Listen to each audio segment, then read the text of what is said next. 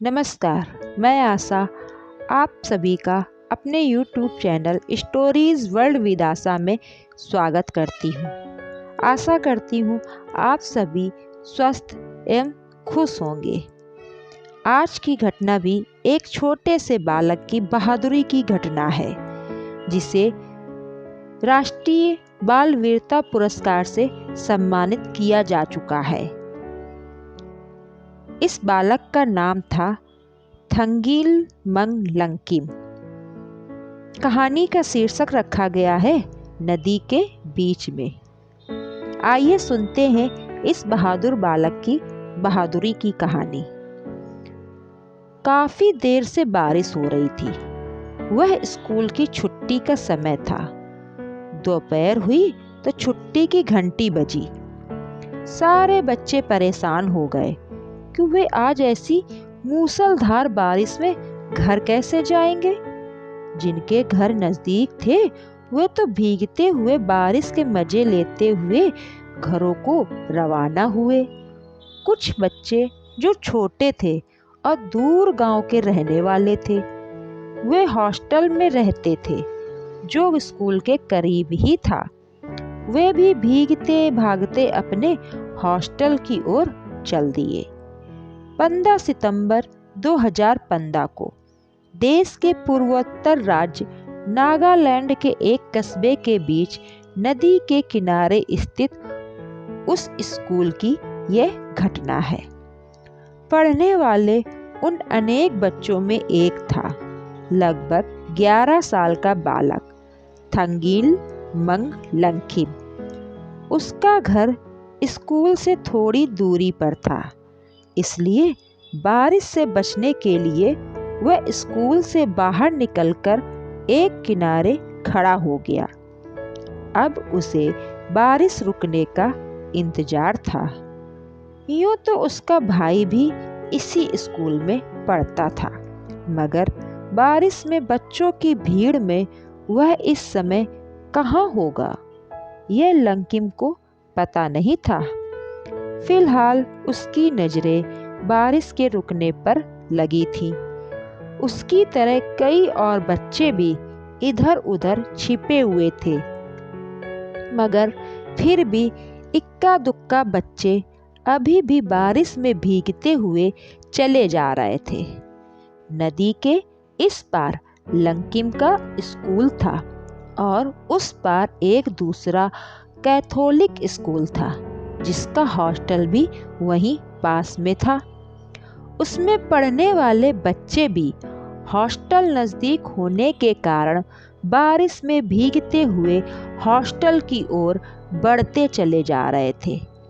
वे सोचते थे कि हॉस्टल में पहुंचकर उन्हें वैसे भी स्कूल की यूनिफॉर्म बदलनी होगी, तो चलो भले ही भीग जाएं, पर जल्दी हॉस्टल तो पहुँचे।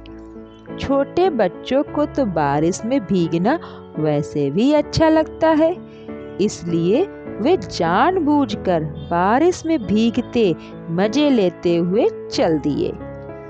इन्हीं बच्चों में थे मेगोवीज और उसका बड़ा भाई, जो क्रमशः तीसरी और चौथी कक्षा में पढ़ते थे। वे भी बारिश में भीगते हॉस्टल की ओर बढ़े जा रहे थे। बारिश काफी देर से हो रही थी, इसलिए नदी भी पूरी भरी हुई बह रही थी। नदी की लहरें तेजी से बहती हुई आगे बढ़ी जा रही थी। उसके साथ ही पानी में कुछ कूड़ा कचरा भी बहता चला जा रहा था, जिसे देखने के लिए कुछ बच्चे उसके किनारे पर जमा। वे बच्चे उसमें कुछ कागज के टुकड़े फेंककर उनको लहराते हुए बहता देखने का आनंद ले रहे थे। मेगोविच और उसका भाई भी रुककर उनके साथ बारिश के मजे लेने लगे। पता नहीं किसी का धक्का लगा या पानी में उसका पैर फिसल गया। अचानक मेगोविच नदी में जा गिरा। पानी में गिरते ही वह बाहों के साथ तेजी से बहता हुआ जाने लगा। साथ में खड़ा चौथी कक्षा में पढ़ने वाला उसका भाई घबरा गया।